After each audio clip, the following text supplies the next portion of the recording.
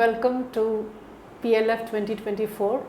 This afternoon I have Kanchan with me, and today we want to revisit the Renaissance in Bengal because we need to clarify some points and debunk certain current myths, which is very important. So Kanchan, let's start to talk about Raja Rammohan Roy first. So he has been accused in the process of initiating this Renaissance of killing Sanskrit education in India while opting for English. So can you give us the context of Bengal when he came about, and was really Sanskrit that prevalent and practiced? Like, what did his encouragement of English education actually achieve? No, I don't think Sanskrit as we know it was not some sort of a lingua franca, or it was not the medium of education across schools and colleges such as they existed at that time. The choice was to study Persian or to study English or to study Sanskrit. Now most preferred, because education in those days was sort of a job-linked thing. I mean, you studied because only if you wanted a job, a government job. And the government job in those days, the British colonial system, they hired people who had a knowledge of Persian and who had a knowledge of English. And not people who had knowledge of Sanskrit. So he felt, I mean, from a very utilitarian point of view, I mean, if you look at the functionality of education, he felt it was important that Bengalis of that time, they should learn English. He himself was a scholar of Sanskrit, he was a scholar of English, and he was a scholar of Persian. And they should also modernize their approach to life. Now, often Rammohan Roy is accused of Westernization in the guise of modernization. Now that is not true. This debate whether modernization is Westernization, this has been going on for a long time, and it is very misleading, this entire debate.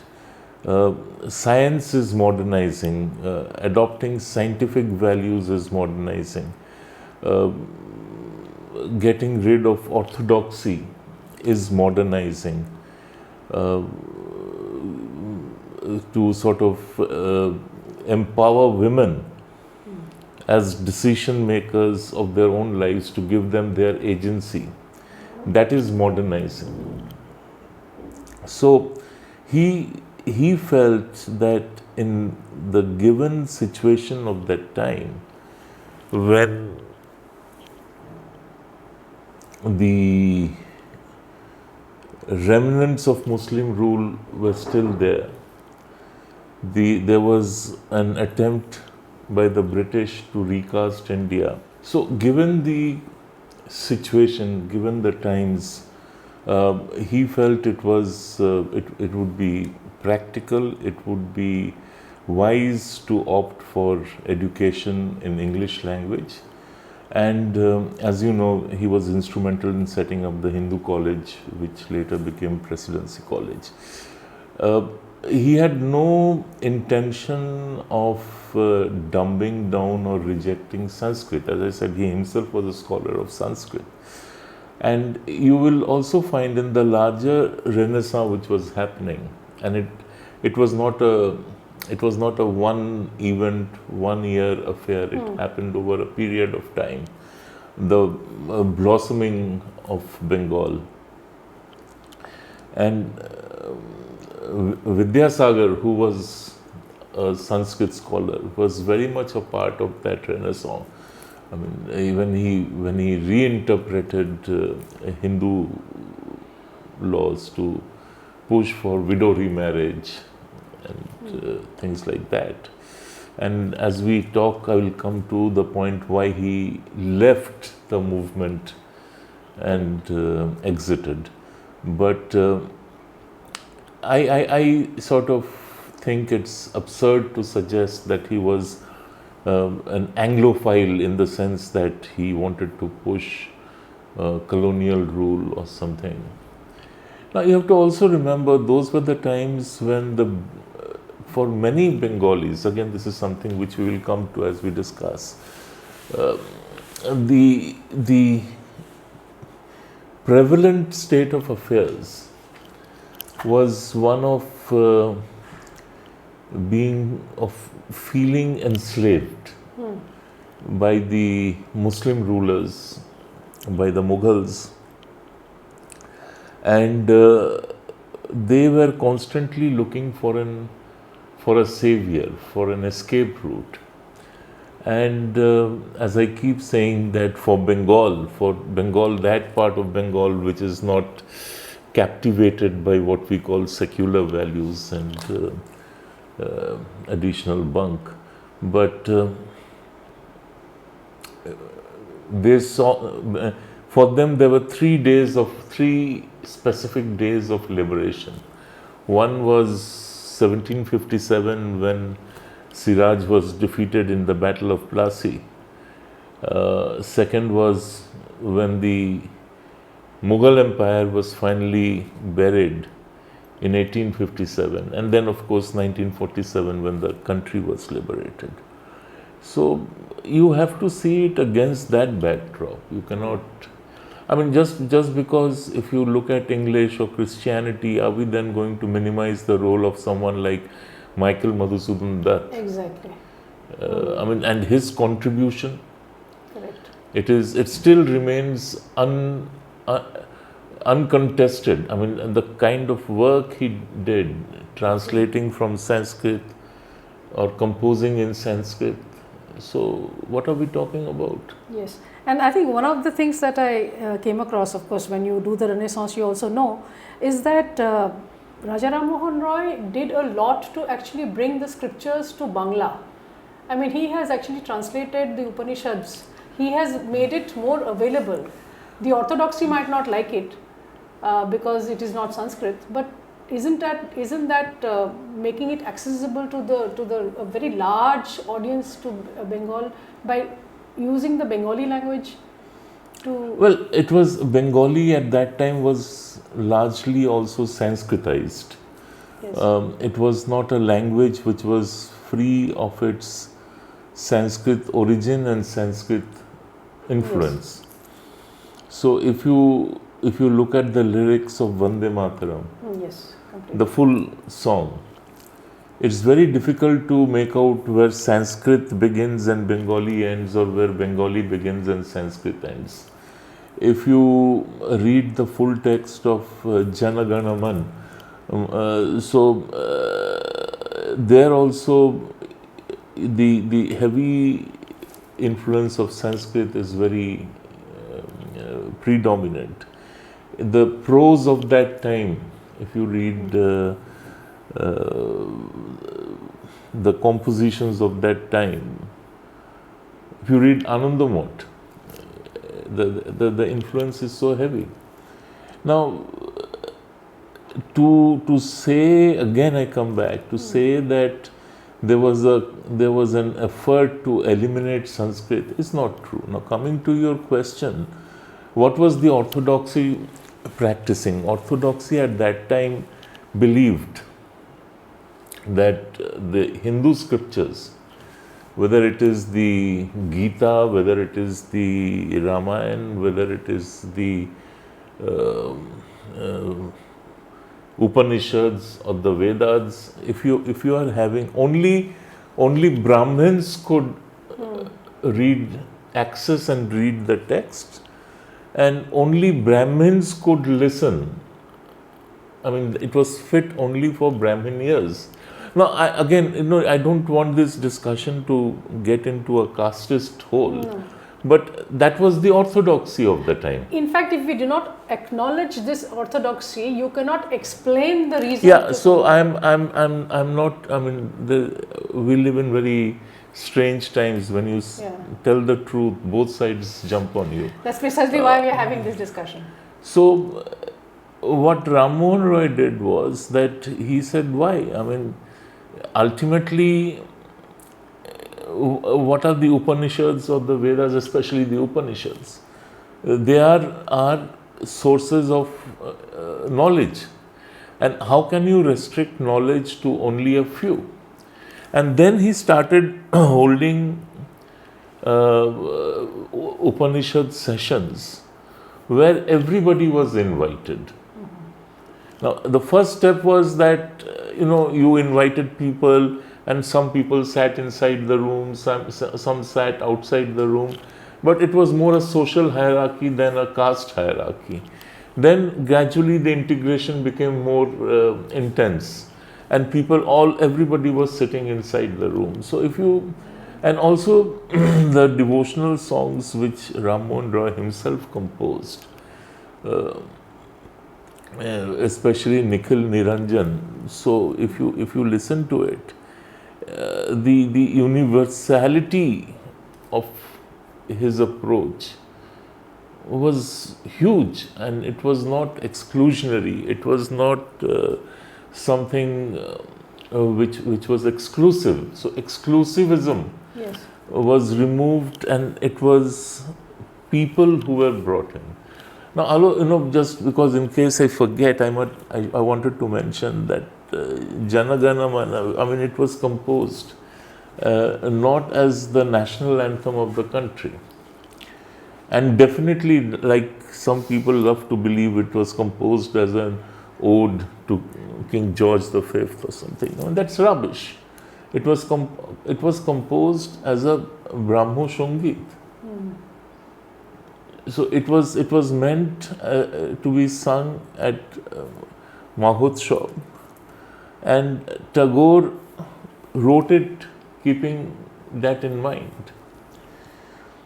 And if you go through all the stanzas, the 5 stanzas of it, you will find everybody has a space in it. So in one place he says Hindu, Sikh, Christian, Baudh, Muslim.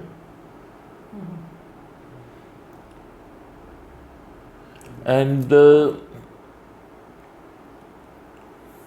then when it was just a set of paras, stanzas, and then a Christian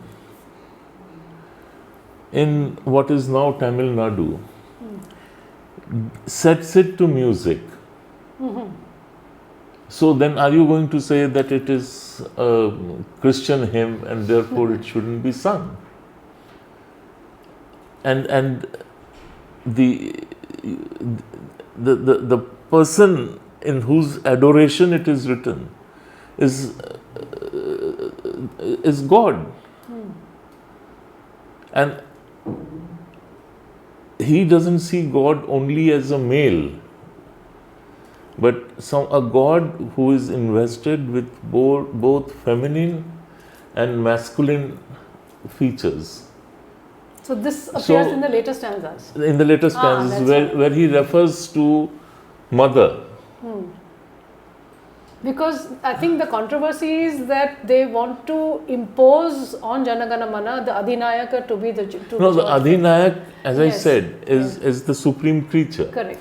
And he invests Adhinayaka with masculine features and feminine features, because in one of the stanzas he refers to Adhinayaka as mother. Yes. Yeah.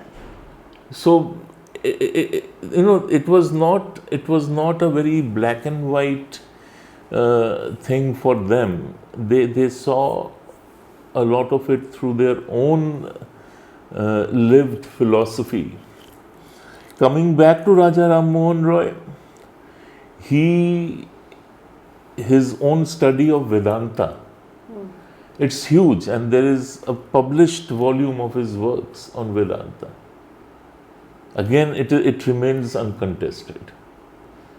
And this whole thing of the Unitarian Church, Yes. which people don't understand, the Unitarian movement was essentially, it began in America. And it was about because it was in opposition to the Trinitarian church, where, the Father, the Son, and the Holy Spirit. And Unitarian said that no, there is only one God. You cannot break it up into 3 or multiple pieces. And this idea appealed to the early believers of theosophy in our country. I mean, the thing of God being indivisible. And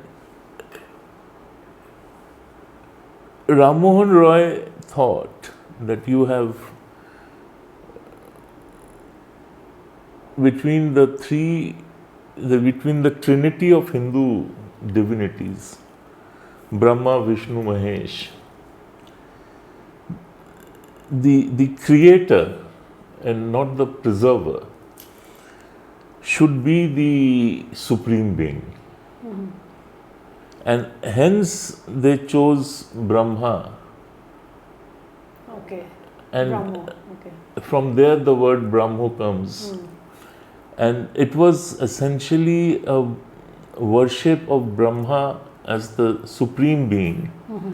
And when you say Brahmand, the universe, so here is someone who presides over Brahmand, the universe. And song after song, Brahmo Shongit, if you go through them, they talk of Brahma as the source of Sanatan inspiration, as the symbol of Sanatan. And they say, and the word Brahmand appears again and again in Tagore's song. So that was their idea of divinity, that was their idea of power over us mortals. And hence the early attachment to the Unitarian Church. There was a Unitarian society which came up. Then when it started assuming overt Christian identity, Rammohan Roy exited the Unitarian committee, and he set up what was the earliest form of Brahmo Samaj, that was the Brahmo Sabha. And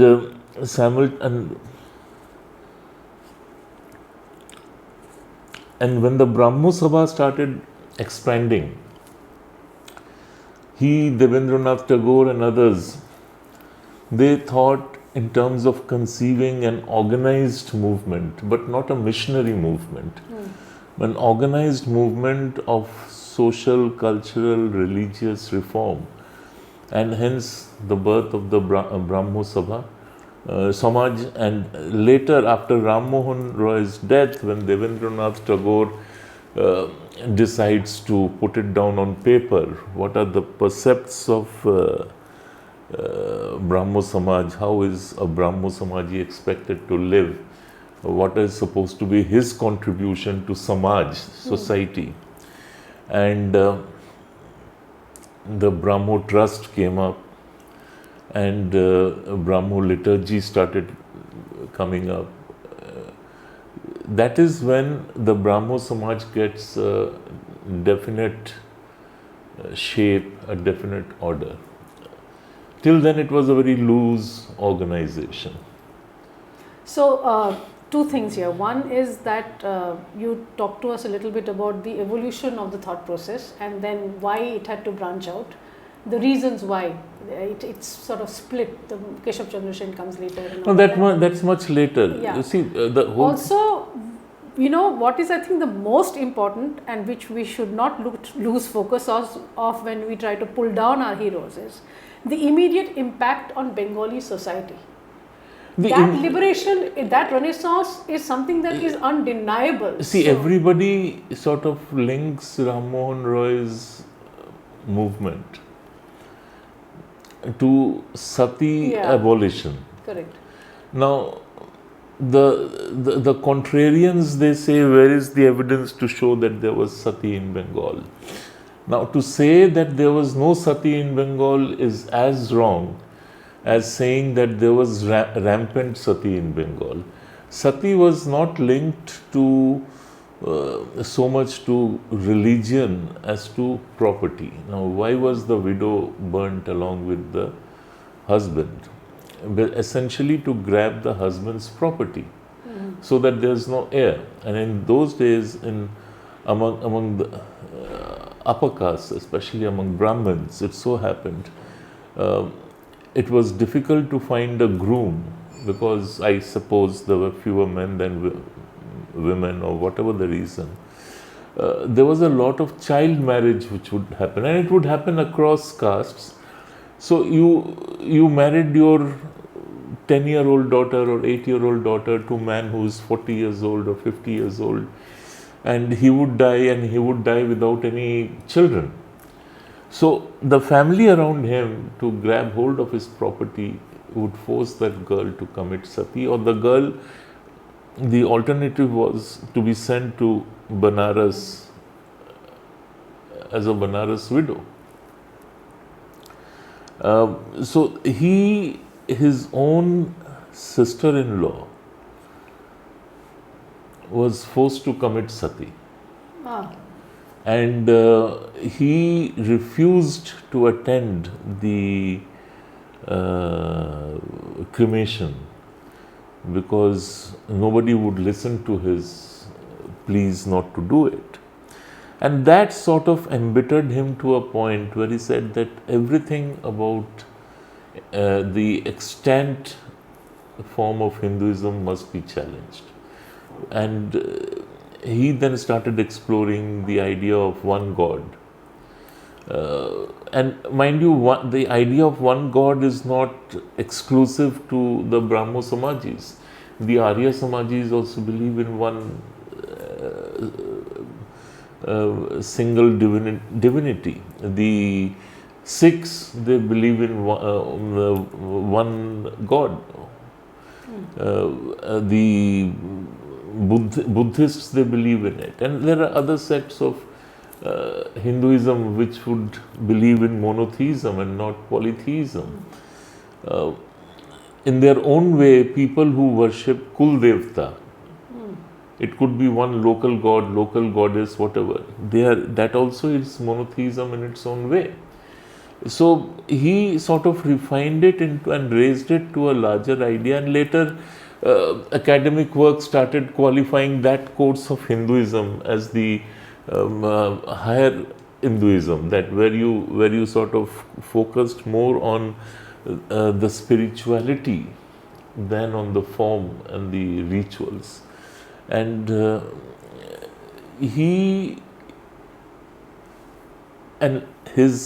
the subsequent Brahmo Samaj movement, they wanted to bring about these particular changes in Hindu society. They never left Hinduism, they never left Hindu society. The Brahmo Samaj, as I keep on repeating, it refers to itself as Samaj. So, there were other things like the Brahmo Marriage Act. I mean, it predates the law to prescribe some sort of minimum age of marriage for girls. The Brahmo Marriage Act was a very unique act of its time. The attempt to empower women, the attempt to give women equality.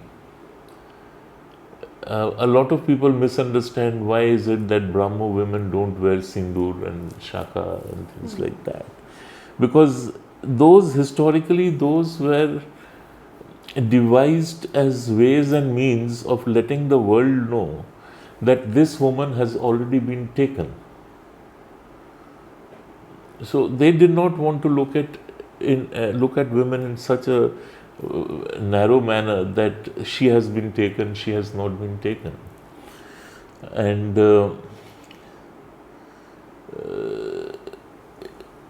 you should read Sahib Bibi Ghulam, the novel. One of the characters there, he is the owner of the most popular and largest selling Sindoor and Alta. You know what's Alta? Yes, of course. Most Indians would know what's Alta. And it was supposed to be very potent. That women who used that Sindoor or Alta, their husbands would never go astray. And ironically, the factory was owned by a Brahmo, and he had a daughter. The daughter never used the Sindoor or Shakha, this thing, Alta. And the Zamindar's wife, who would religiously use it and seek affirmation ki this will work, no, I mean he won't go away, no, and this man would tell her that no, don't worry, I mean I'm telling you. And then of course, as the novel tells us, the man goes astray. Not only goes astray, he kills his wife, buries her in the house.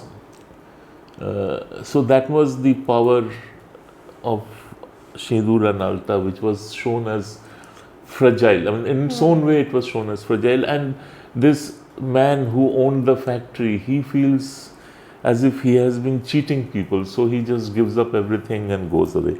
So, bro, I mean, these are, Yes. as I said, it's not some linear movement which happened. It happened in a very diffused manner.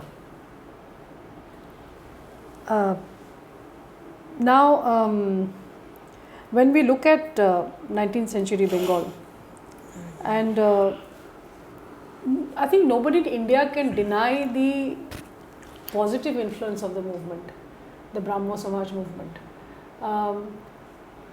If we say that 100 years later today, we are trying to revive a certain sense of our Indic identity, I, for one, do not understand looking at the heroes of those times with today's context. Do you think that, to me, it seems like the context is completely lost when we are trying to re-evaluate our heroes? So, what is your take on this sort of looking back and... See, we don't live in those times. Correct. We can't even imagine what it meant to live in those times. We who live in urban India, Hindus in urban India, or even upwardly mobile B towns, we can't imagine what it meant that women cannot come out of their homes. That Hindu women had to wear ghungat, which had to reach their knees. That Hindu women were forbidden to speak to non-relatives and outsiders. That even within the house they were not allowed to come into the baitak, which was the male domain. And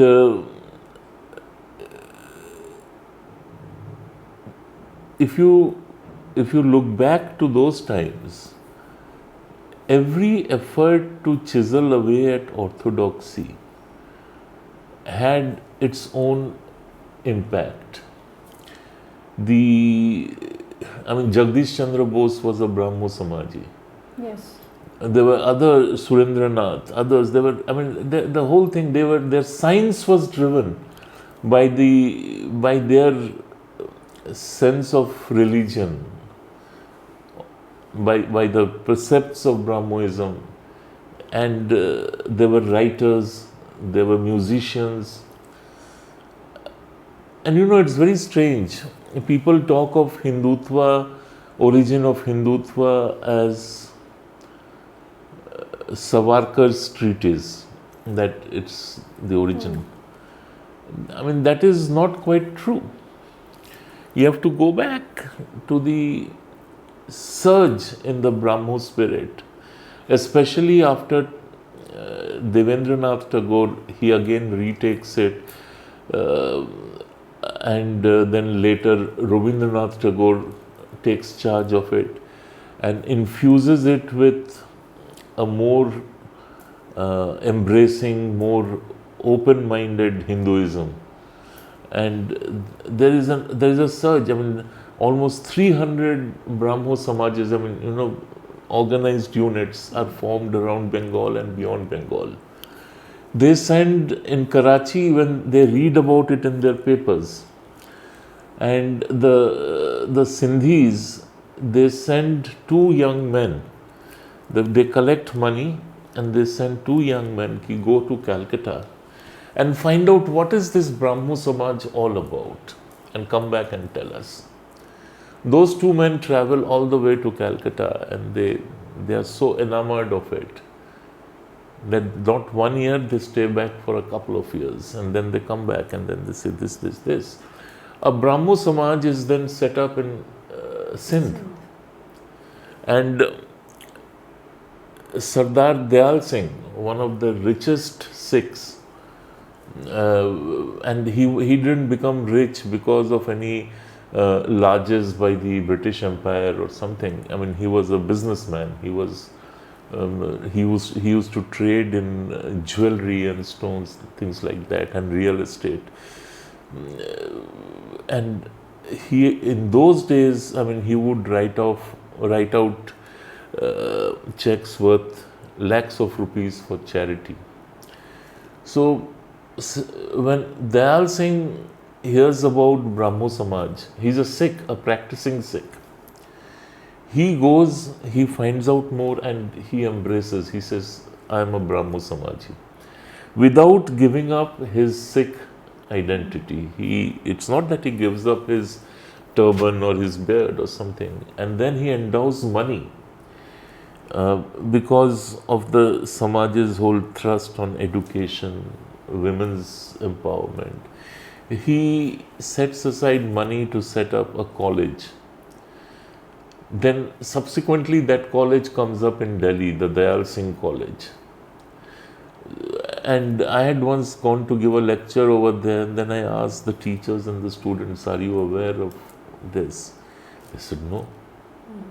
So a lot of obliteration, purposeful obliteration has also happened. In fact, that was one of my questions, because the India that we enjoy today, the rights of women that we enjoy today, in fact the ameliorations of even our child marriage laws, inheritance laws, I think the first lady doctor also was a Brahmo Samaj. Yeah. So all of that, today looking back, we are condemning a movement, we are bringing down a hero, but all of us, pan India, were actually enjoying the fruits of the emancipation that movement gave us. Exactly. It triggered it. Then you asked me about some other questions. The subsequent splits, like what were the mutations of the movement, and if you can So you see, in its own way, and very strangely, over a period of time, the Brahmo Samaj under Devendranath Tagore's guidance also started becoming very conservative. That conservative in the sense you could not have divergent views, you could not move away from the written code of it. And those who sort of subscribed to it, they became the dominant force in the Samaj. And the impact of that was long lasting. I have relatives in Shanti Niketan who settled down over there, and they lived their lives like that, and they left behind a whole lot of money. And in their wills they mentioned it shall go to X, only if X does this, it will go to Y. I mean, supposing X is a male person, so it will say only if X takes up a particular kind of education and a job and etc., then only that he shall be entitled to this money. Or if it's Y who's a woman, that only if she marries a Brahmo who is a practicing Brahmo, who follows the precepts, shall be entitled to. So there was, in its own way, it became a very conservative society, and in many ways inelastic. Now, Keshav Chandra Sen, he enters as a very rejuvenating force, a young, dynamic person bubbling with ideas, and he wins over with his charm the conservative elements who sort of hand over the Samaj to him. But Keshav Chandra Sen, he made two fatal mistakes. One, he thought that Brahmo Samaj is not a missionary religious movement, which he felt it should become. Okay. And for that, he started taking a lot of inspiration from the church and its missionary zeal. And he started veering towards the church, the Trinitarian Church, for this. And then he comes up with his Navovidhan, which is the new doctrine, and from that flows his vision of a new universal religion. The other thing he does is that he marries his elder daughter to the ruler of Kuch Bihar, and it was a violation of the Brahmo Marriage Act because she was a minor, some 8 years or 10 years old or something. And in those days, that was a huge scandal, that someone who preaches this actually goes ahead and does that. And Keshav's own followers, young men and women, the very charged up section of Brahmo Samaj, they revolt against him. And Devendranath Tagore then steps in and he takes back the Samaj from Keshav Chandra Sen. And that actually is the second split. There was a minor split the first time round, but this was a big split, and the Samaj split into two factions: the Adi Brahmo Samaj, which was the conservative faction, and the Sadharan Brahmo Samaj, which was the liberal faction. Both were minus Keshav Chandra Sen. Keshav Chandra Sen then disappears. He becomes inconsequential. But the Sadharan Brahmo Samaj does attract a lot of writers, lot of thinkers, things like that. Whereas the Adi Brahmo Samaj stays with the old families of Bengal. And they were the Puritarians. And there was a happy arrangement between the two. One was like the watchtower, and the other was like they did not see themselves as being responsible for holding up the grand vision of the Brahmo Samaj. So it was a time of flux, but then somebody like Shivnath Shastri, he is from the Sadharan Brahmo Samaj, but his understanding of the Samaj, his understanding of the birth of the Samaj, the growth of the Samaj is unparalleled. And after Devendranath, when Tagore comes in, then there's very thin blue line which separated the Adi Brahmo Samaj and the Sadharan Brahmo Samaj. So Tagore was seen more as a unifying force, and he brings in Vaishnavism, the idea of Hinduism minus its rites and rituals, and that is also the period when the Samaj flourishes. And as I was mentioning, almost 300 separate units of the Samaj came up. Schools were set up, societies were set up, colleges were set up. His own Bharati came up, and strangely, after Tagore's death, the decline also starts. So the rise of the Samaj coincides with the rise of Tagore, and the fall of the Samaj coincides with the exit of Tagore from this life. I wanted to make a point, like when the orthodoxy, it's very strange, when the Hindu orthodoxy decided that this attempt to recast Hinduism or to reframe Hinduism was beginning to threaten their role as social leaders, as community leaders. So enter Chandranath Basu, who was not a writer by profession, and he writes a thesis called Hindutva. That is the first time the word Hindutva is used. Not Savarkar's text. And he puts up a defense of Hinduism in that treatise. And simultaneously, to contest the Hindu orthodoxy of Calcutta and their response to the reformist zeal of the Brahmo Samaj, Rajnarayan Bose, have you heard of him? Of course. He's What? Sri Aurobindo's Maternal grandfather. So Rajnarayan Bose, and he was very highly respected.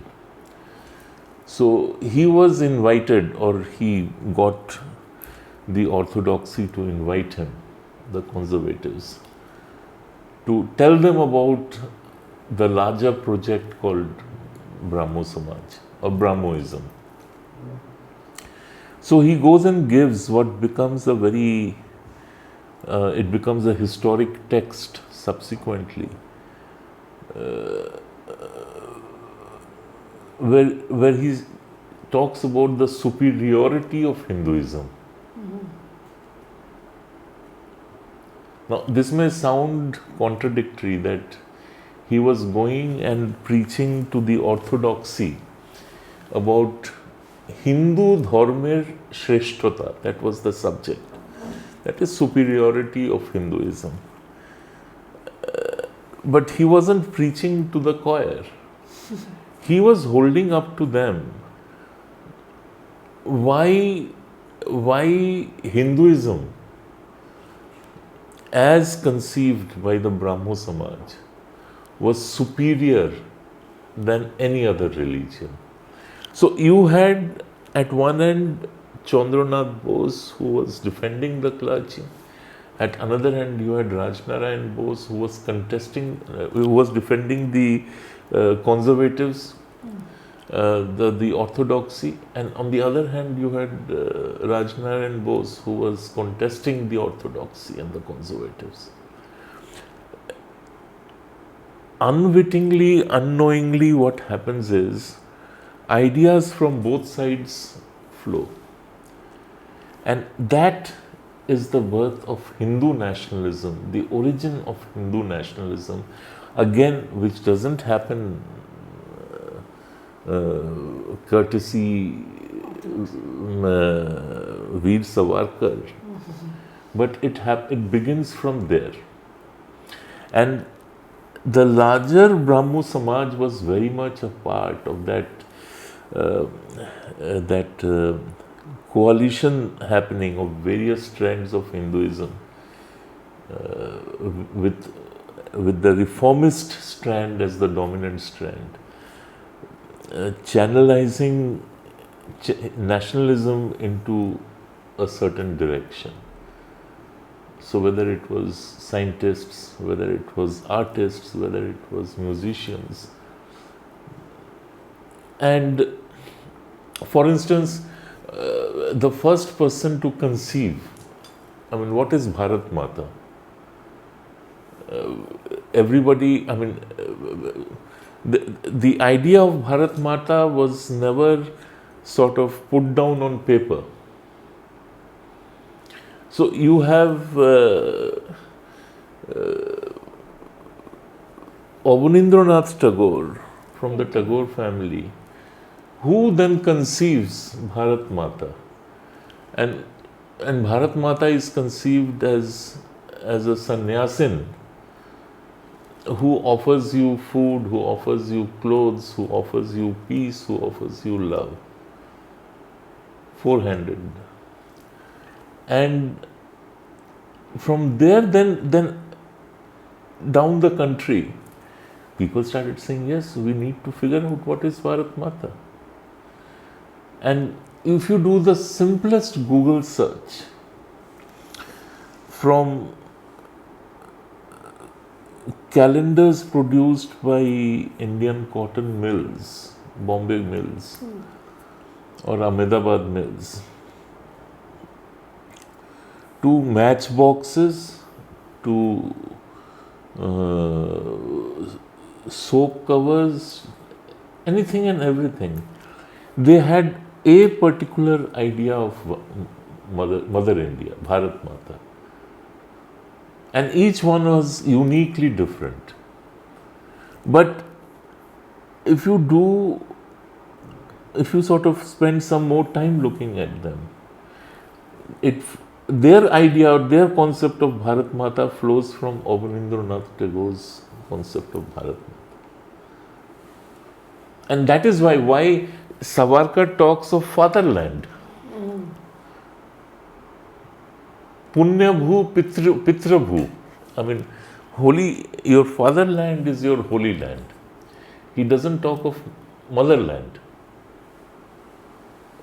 But when you see the early Hindu nationalists and later that particular strand, they talk of Mother India, they talk of motherland.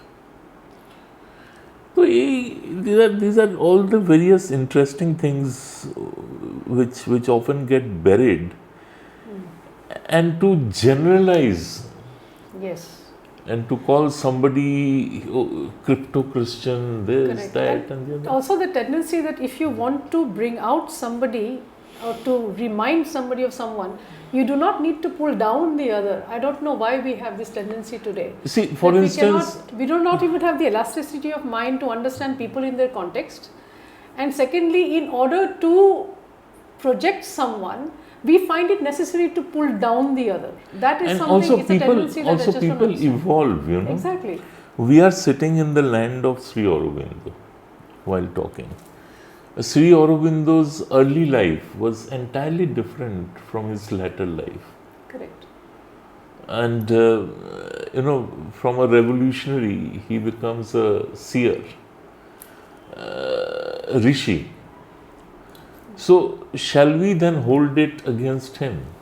In fact, that is a very interesting point to bring up, because even among those who are nationalists and who love the country and who love Sri Aurobindo for what he did in Anushilan Samiti, have no idea as to how to reconcile the revolutionary with the rishi.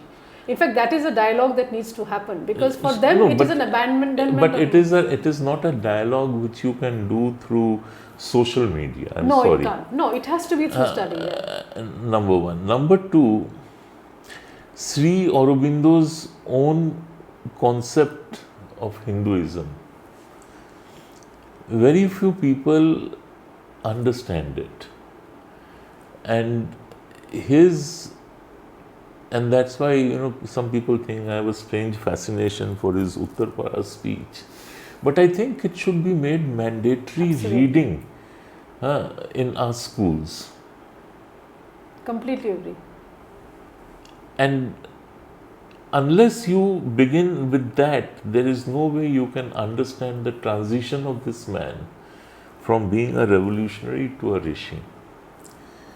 And why is it that he commanded the kind of respect that he did?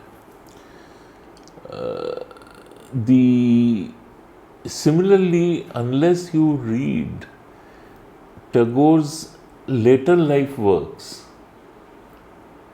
not the ones immediately after the First World War, you cannot understand the deep passion with which he thought of his nation, of his people, of his country, of his soil, and that he actually advocates that this soil is worshipful, you should be worshipping the soil. Now, you keep on digging up his essay on nationalism after the First World War and say that he was opposed to nationalism, he hated nationalism, That's absurd. Absolutely. When he says, ও আমার দেশের মাটি তোমার পরে ঠেকাই মাথা. How many other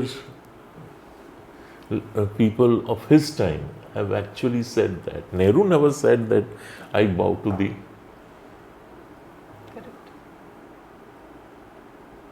In fact, Gandhi also never said this. Nobody in the Congress did.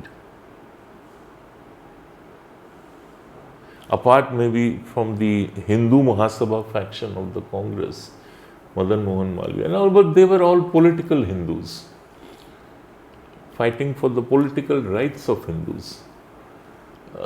So this is, you have to take a more 360-degree view. Correct. But we live in a time somebody puts in one sentence and that becomes. So that's why, in fact, I think we should conclude with this thought that I think it's high time we didn't look for solutions in tweets, and we didn't look for definitions in tweets.